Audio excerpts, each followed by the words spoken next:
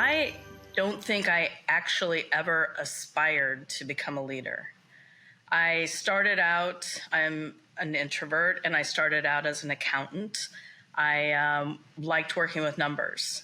But what happened was, as I did my job, I was giving more and more opportunities to start supervising others, maybe a few, then a few more, and then ultimately to where I am today, where I have over 100 people who report to me. So it is a little odd that I have become a leader, but I feel like I've grown into the position every step along the way. I've gained new skills and been given new opportunities to truly lead. I was probably most inspired when I had a significant career change, which was the one switching from public accounting to the chief operating officer role that I have now. And I was inspired when I was given this opportunity and was thinking about whether I wanted to accept it or not. I didn't rely on just seeking out input from one person. I talked to those who I respected within my accounting firm and also others in my personal life, because I wanted different perspectives, not just one. I would define a great leader as someone who thinks beyond themselves. They are always thinking about what's best for the organization, for their customers, their clients, and very importantly, for their employees.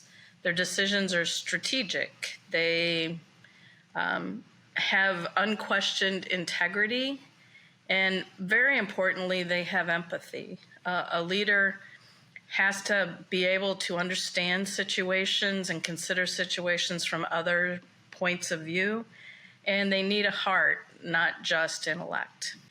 I think that organizations, companies, communities can help women get skills and experience and knowledge, not by just letting it happen organically. They need to make a concerted effort to seek out those women and minorities with promise and nurture their careers by giving them opportunities.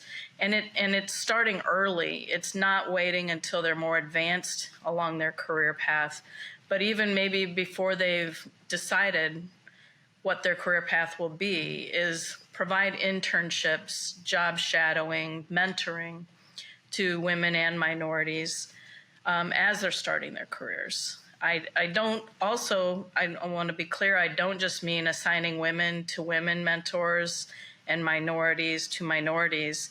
Many of my most impactful mentors throughout my career have been men. So I think it isn't just pigeonholing people into their gender or their race. The biggest challenge that I faced during my career was when I became the chief operating officer for NASBA. I took on the role of overseeing our information technology department. And for a CPA coming out of public practice who was good about giving me a laptop and I can use the software on it and use the tools, to now be overseeing a department that had a large infrastructure department, large software development department, did a lot of custom software. It was very challenging because I'm taking over an area that I have no expertise in. So I had to work very hard to, one, rely on people who worked for me and with me on their judgment and make sure that I had the right people on the team to be able to do that. One leadership lesson that I have learned over time is to slow down. I would say slow down to speed up is the way I would think about it. Think about things before acting, and always ask, what problem are we trying to solve here? To keep from going down rabbit holes, to getting bogged down in minutia and being distracted by solving the wrong problem. There is some truth to the fact that women probably don't have all of the same opportunities that men do. But I have complete faith in women. I think women need to step out in confidence and support each other. And I truly do believe that we can make a big difference in the world. Advice that I would give women aiming for management or leadership positions would be to truly seek out opportunities.